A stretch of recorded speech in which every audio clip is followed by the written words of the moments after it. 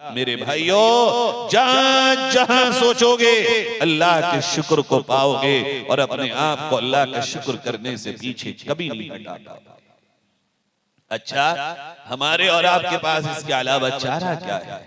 अल्लाह फरमाता है तुम इसीलिए तो दुनिया में परेशान हो भाई, इसीलिए तो डॉक्टरों के यहाँ, अस्पतालों के यहाँ पास अस्पतालों में जा रहे हो। कोई बीमारी तुम्हें न पकड़ ले, और पकड़ ले तो जल्दी से उसका इलाज हो जाए। जौनपुर में हजरत हकीम उल उम्मत रहमतुल्लाह अलैह के एक मुरीद रहते थे। उन्होंने खत लिखा हजरत को, बहुत काम की बात है प्यारों मेरे आपके लिए। हजरत, मेरे घर में इतनी परेशानियां हैं कि सब कुछ मेरा खत्म, मैं बीवी बच्चे सब बीमार, खाने के लिए भी कर्जे लेने पड़ रहे हैं। हजरत बहुत परेशान हूं, कुछ पढ़ने को बता दीजिए। हजरत हकीम उल उम्मत रहमतुल्लाह अलैह ने फरमाया, उसी खत के पीछे जवाब लिखा, ए मेरे प्यारे, तूने सारी परेशानियां अपनी लिख दी, मगर ये न लिखा कि अभी भी इस हालत में भी अल्लाह की जो नेमतें तेरे पास हैं, अगर वो भी अल्लाह तुझसे वापस ले ले तो तेरा क्या हाल बनेगा। लिहाजा एक ही इलाज है परेशानियों से निकलने का, एक ही इलाज नेमतों की हिफाजत का, एक ही इलाज माल में, दौलत में, जिंदगी में, घर में, कारोबार में, औलाद में, हर काम में बरकत का। लइन शकरतुम लअज़ीदन्नकुम, अल्लाह का शुक्र जिस जिस नेमत का अदा करोगे अल्लाह उस नेमत में बरकत अता फरमाएगा और उसकी हिफाजत भी फरमाएगा। फिर फरमाया हजरत ने, शुक्र का सही तरीका ये है कि जिस रब ने तुम्हें जो कुछ अता किया उसी की मंशा के मुताबिक उसकी अता की हुई चीजों का इस्तेमाल करो, उसकी मंशा के खिलाफ न जाओ। अगर ये जिंदगी तुम्हें अल्लाह ने दी है तो ये जिंदगी अल्लाह की अमानत है। मेरे भाइयों, हम और आप कहते हैं हमारी है ये जिंदगी, मेरा जिस्म, मेरी जान, मेरी जिंदगी, मेरी हयात, मेरी लाइफ। लेकिन सच्चाई ये है कि अगर ये मेरी होती तो कुछ तो मेरा इख्तियार होता, कुछ तो मेरा कंट्रोल होता, कुछ तो मेरा हक होता मेरी जिंदगी पर। रब ये कहता है, न तेरे आने में तेरा दखल है, न तेरे जाने में तेरा दखल है। जब तू आया तो तेरी मर्जी से तेरे माँ बाप को हमने नहीं दिए, तेरी मर्जी से तेरा खानदान तो नहीं चुना, तेरी मर्जी से इलाका तो नहीं चुना कि तुझे उड़ीसा के दुंदू शरीफ में पैदा करेंगे, या तुझे झारखंड में पैदा करेंगे, या तुझे बंगाल में, उत्तर प्रदेश में, या महाराष्ट्र में, राजस्थान में, या तुझे किसी और मकाम पे पैदा करेंगे। बंदे, न पैदा होने में तेरी चली, न दुनिया से आने में तेरी चलेगी। ये आने और जाने के बीच की छोटी सी जिंदगी है जिसे हमने तुझे इख्तियार के तौर पे दे दिया। चाहे सही कर, चाहे गलत कर, सही करेगा सही पाएगा, गलत करेगा गलत सिला पाएगा। दुनिया में हमने दोनों राहें खोल दी हैं।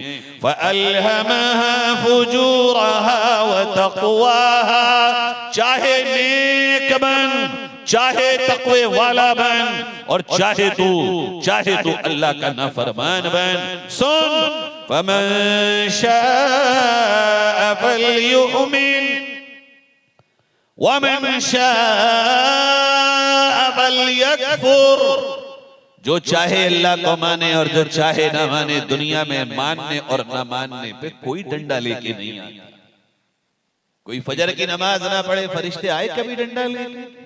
कभी कोई आया कभी आपको मारने के लिए? कहा ना, ये लोगों देखो, याद रखो ये दुनिया है और इस दुनिया में दोनों तरह के लोग हैं। वलिकुल्लि वाहिदिन मिनहुमा बनून, इसमें वो भी हैं जो दुनिया के दीवाने हैं, इसमें वो भी हैं जो आखिरत के दीवाने हैं। फतकूनु मिन अबनाइल आखिरा वला तकूनु मिन अबनाइद दुनिया, देखो तुम आखिरत वाले बनना, दुनिया वाले ना बनना, इसलिए कि अल यौम अमल वला हिसाब व गदन हिसाबुन वला अमल, आज अमल ही अमल है, दुनिया में हिसाब नहीं है। लेकिन मौत के बाद जब मैदान महशर होगा वहां फकत हिसाब ही हिसाब होगा, वहां अमल नहीं होगा। मेरे अजीजों, अल्लाह ने दोनों राहें खोल दी। मौत और जिंदगी के बीच में ये थोड़ा सा जो वक्त मिला, जिसको हम कह रहे हैं ये मेरा, ये मेरा, ये मेरा, अल्लाह ने बड़े प्यार से तुम्हारा सब कुछ खरीद लिया। बेचोगे अल्लाह को? अल्लाह से अच्छा ताजिर मिलेगा कहीं आपको? मिलेगा कोई खरीदने वाला? अच्छा मुझे आपको कोई 100 रुपए दे दे और मुझसे कहे कि भाई 100 रुपए मुझे बेच दो, मुझे कोई कपड़ा हदिये में दे दे और फिर वही खरीदने लगे बेहतर और अच्छे दाम लगा के, कितना प्यार करता होगा वो, कितनी मोहब्बत करने वाला होगा वो। अल्लाह कहता है मेरे बंदो ये जिंदगी, ये सब कुछ जो मैंने तुम्हें दिया, लाओ मुझे दे दो, मैं तुम्हें खरीद लेता हूँ। अल्लाह चल हम तुम्हें देते हैं, रब्बे करीम हमने दिया, क्या अता करेंगे आप? कौन सी कीमत के बदले खरीदने वाले हैं रब आप? अल्लाह फरमाता है तो मेरे बंदे तू दिल थाम के सुन, रब ने तेरा सब कुछ लिया और बदले में ऐलान किया, इन्नल्लाह इश्तरा मिनल मुमिनीना अनफुसहुम व अमवालहुम बिअन्न लहुमुल जन्नह। ए मेरे बंदे, तेरा माल और तेरी जान रब ने तुझे देकर फिर तुझसे खरीद ली। अब तू अपने माल को और अपनी जान को रब के रास्ते पे लगा दे, अल्लाह ने तेरी इसकी कीमत के बदले में तुझे जन्नत अता की। ये कितनी छोटी सी जिंदगी, जिसके 15 साल नाबालिगी में गुजर जाएं, होशी ना हो, 15 साल के बाद पढ़ाई में थोड़ा बहुत वक्त या हुनर सीखने में या खेती करने में वक्त गुजर जाए, होश आते आते 25 बरस लगे, ले 40 बरस में फिर जिम्मेदारियां आ जाएं और 50 बरस के बाद बुढ़ापा सताने लगे, पता ही कब चला ये जिंदगी कहाँ गुजर गई। अच्छा जो माल खरीदा जाता है फिर तो इख्तियार होता है ना, बंदे का तो इख्तियार नहीं होता। अगर मैं आपसे कपड़ा ले लूं तो फिर आपका तो कोई मतलब नहीं, मैं जैसे चाहे काटूं, मैं जैसे चाहे पहनूं, मैं जैसे चाहे इस्तेमाल करूं। मेरे रब की मोहब्बतों पे कुर्बान जाओ ईमान वालो, खरीद के भी तुम्हें ही दे दिया, लो खरीदा मैंने, जन्नत तुम्हें दी, अब तुम्हें फिर वापस किया, खाओ पियो रहो, बस मेरी रजा को अपने सामने रखो, मेरी नाफरमानी ना करो। अब जो भी तुम करो मेरे और मेरे हबीब के तरीके पे करते रहो। तुम्हारी हर सुबह, तुम्हारी हर शाम, तुम्हारा हर दिन, तुम्हारी हर रात, तुम्हारा हर काम, तुम्हारा हर अमल, तुम्हारा हर तरीका, तुम्हारा हर तौर, तुम्हारा हर स्टाइल मेरे और मेरे नबी के तरीके पे गुजर जाए। ए प्यारो, ये कोई मुश्किल काम है भला? कपड़ा तो पहनना ही है, चाहे जैसा पहनो। अगर यही कपड़ा नबी के तरीके पर पहन लोगे, अल्लाह के हबीब के बताए हुए तरीके पर पहन लोगे, ये कपड़ा पहनना ही होगा। सुबह पहनो, दोपहर पहनो, शाम पहनो, मगर नबी के तरीके पे पहनने से यही कपड़ा पहनना इबादत भी होगा और रब की जिंदगी और माल की खरीदारी का बेहतरीन शुक्रिया भी होगा। माशाअल्लाह, सुभान अल्लाह। कौन है तुम में से जो कुर्ता ना पहनता? इसी कुर्ते को पहले दाने हाथ में आस्तीन डाल लो, फिर उल्टे हाथ में डाल लो, यही नबी का तरीका है। कोई मुश्किल काम है प्यारो? कोई मुश्किल नहीं। पजामा तो पहनते ही हो, पैंट तो पहनते ही हो, सीधे पैर में पहले पहन लो, बाद में पहले पहन लो। ये अल्लाह ने कैसा करम किया हमारे आपके ऊपर। वो कहता मैंने तुम्हारी जन्नत के बदले माल, सब कुछ, जान खरीद लिया, अब तुम आओ, बीवी छोड़ाओ, बच्चे छोड़ाओ, माँ बाप छोड़ाओ और आकर के मेरे घर में बैठ जाओ। मेरे भाई और चाहने वाले तो ये भी कर गुजरते, मगर रब तो माँ से भी 70 दर्जे ज्यादा मोहब्बत करने वाला है। वो कैसे हमारे ऊपर रहम न करता। उसने हम पे रहमत की नजर डाली और हमें छूट दी। बंदो थोड़ा सा जहन बना लो, फिक्र पैदा कर लो। खाना तो तुम्हें खाना ही है, चाहे जैसे खाओ, खड़े होके खाओ, बैठकर खाओ, एक साथ खाओ, जिस अंदाज में चाहे खाना खा लो।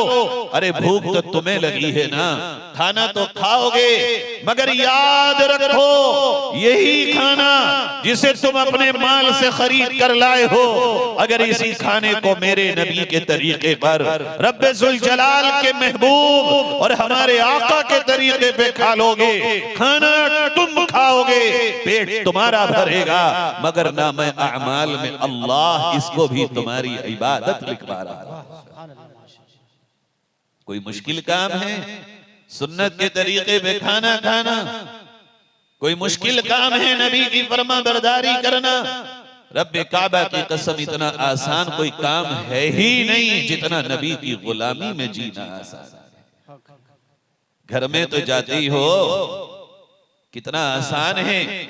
रोजाना घर में मैं और आप एक बार नहीं मुतअद्दिद मर्तबा घर में दाखिल होते हैं, मगर इसी घर में दाखिल होते वक्त नबी के तरीके पे दाखिल हों, कुरान के हुक्म पे दाखिल हों। और कुरान ये कह रहा है, या अय्युहल्लज़ीना आमनू ला तदखुलू बुयूतन गैर बुयूतिकुम हत्ता तस्तअनिसू व तुसल्लिमू अला अहलिहा।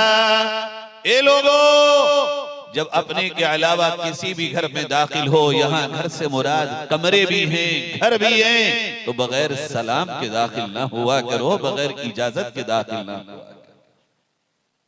नबी की सुन्नत ये थी, जब भी कहीं दाखिल होते थे, खा वो घर हो, खा वो मस्जिद हो, खा वो कोई भी अच्छी जगह हो, आप सीधे पैर से दाखिल होते थे, सलाम करते हुए दाखिल होते थे। और हमें आपको भी यही हुक्म है, सलाम करके दाखिल हो जाओ।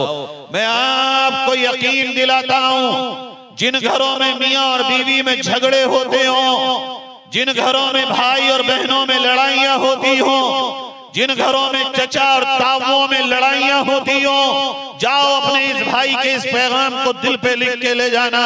आज से ही चाहे 100 बार तुम घर में दाखिल हो, हर बार अस्सलामु अलैकुम कह के दाखिल होना। खुदा की कसम, इस सलाम की बरकत से तुम्हारे घर के सारे झगड़े खत्म हो जाएंगे। बरकतें देखोगे, रहमतें देखोगे, अल्लाह की तरफ से रहमतों का नुज़ूल अपनी आंखों से देखोगे। हमने और आपने अपने घरों को बेवजह रहमत से महरूम कर रखा है। हम अपनी जबान तो खोलें, क्यों शर्म महसूस करते हैं? अपनी पूरी जिंदगी के खाके को नबी के तरीके पे लाके तो देखें। हम दुकान तो चलाते हो, खेतियां तो करते ही हो ना, बच्चों की परवरिश तो करनी ही है, क्यों ना इन सारे कामों को नबी के तरीके पे कर लिया जाए? क्यों ना इन सारे कामों को नबी की सुन्नत के मुताबिक कर लिया जाए? क्यों ना अपनी जिंदगी को नबी की गुलामी में दे दिया जाए?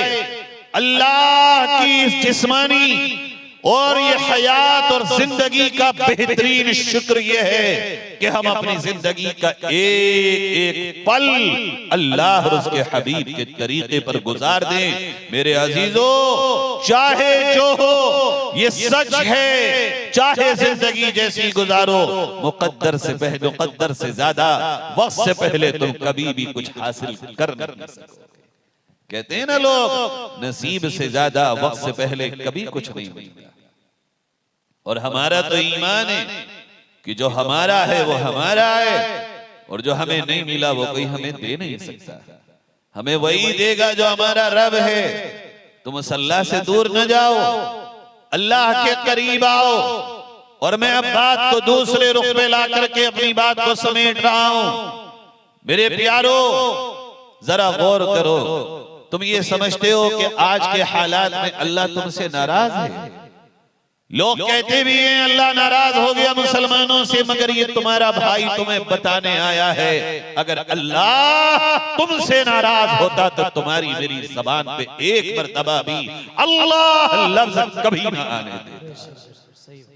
अरे नाराज नहीं है, उसका तरीका यह है कि वो एक बाप और माँ की तरह, अल्लाह तमसीलात से पाक है, मिसालों से पाक है, मुशाबहात से पाक है, मगर उसका तरीका यह है कि जब बंदे थोड़ा सा रास्ते से हटते हैं तो कभी वो प्यार के तौर पे हमें आपको दुनिया में कुछ मजे चखाने के लिए, ताकि हम उसकी तरफ वापस आ जाएं, छोटे मोटे इम्तिहान डालता है। अल्लाह नाराज नहीं है। देखो, मैं एक बहुत बड़ी बात आपसे कहने चला हूं, अगर अल्लाह हमसे आपसे नाराज होता तो मेरे प्यारो सहाबा से भी आसान तरीके पे ईमान थोड़ी दे देते। इतना आसान तो ईमान सहाबा को भी नहीं मिला। इतनी आसानी से ईमान कबूल करके इस्लामी जिंदगी गुजर बसर करने के माहौल तो सहाबा को मयस्सर न थे। मक्की जिंदगी में कलमा पढ़ने का मतलब सारे जमाने से दुश्मनी, जुल्म सितम का दौर। कहीं हजरत बिलाल को तपती हुई रेत पर लिटाया जा रहा है, कहीं अंगारों पर सहाबा को लिटाया जा रहा हो, कहीं नबी के कदमों में कांटे बिछाए जा रहे हो, कहीं नबी के सर पे कूड़ा डाला जा रहा हो, कहीं किसी गली में नबी को नऊज़ बिल्लाह पागल, दीवाना, मजनू, शायर, जादूगर कहा जा रहा हो। आसान था उस दौर में मोमिन अपने आप को कहना। और फिर जुल्म सितम का ये आलम कि अगर कोई ये कह दे कि मैं मोहम्मद पर ईमान लाया हूं, सारे उस वक्त के मालदार, ताकतवर, उस वक्त के पावर वाले, उस वक्त के अमीर, उस वक्त के तमाम पैसे वाले, ओहदे वाले उसकी जान के पीछे बन जाते थे। यहां तक कि उन्हें बचाने जो आता था उसकी भी जान के पीछे बन जाते थे। प्यारो, मैं देखो यहाँ तुम्हारी उड़ीसा में दुंदु शरीफ में बैठकर अल्लाह की किबरियाई बयान कर रहा हूँ, अल्लाह की तौहीद बयान कर रहा हूँ, अल्लाह और उसके रसूल के पैगाम को बोल रहा हूँ। क्यों न तुम और मैं शुक्र अदा करें कि अल्लाह ने इस दौर में हमें इतने आसान तरीके पे मोमिन बना दिया। अब हमारा आपका काम तो जरा सा बाकी है कि हम सच्चे मुसलमान अपने दिन को, अपनी रात को, अपने खाने, अपने पीने, अपने कारोबार, अपनी खेतियों को और अपनी जिंदगियों को, अपने खुशी और गम को, अपनी शादियों को, अपने जनाजों को नबी के तरीके पे लेके आ जाएं। ईमान लाने में मेरा आपका एक कतरा पसीने का भी नहीं बहा। आओ कुछ टांगे अपनी नबी के दीवाने बनने में ठका लो, इंशाअल्लाह जन्नत तुम्हारे इस्तकबाल को तैयार है। मेरे प्यारो, है अल्लाह रब्बुल इज्जत की दी हुई इस नेमत का शुक्रिया कि एक एक बच्चा, एक एक जवान, एक एक बूढ़ा अगर जिस्म में जान है वो अल्लाह के घर में आकर अल्लाह के सामने सजदा करे और वो अल्लाह से मांगे, रब हम तुझसे यही दुआ करते हैं जब तक सांसें बाकी हैं इस काबिल बनाए रखना कि तेरे घर में आके इबादत करते।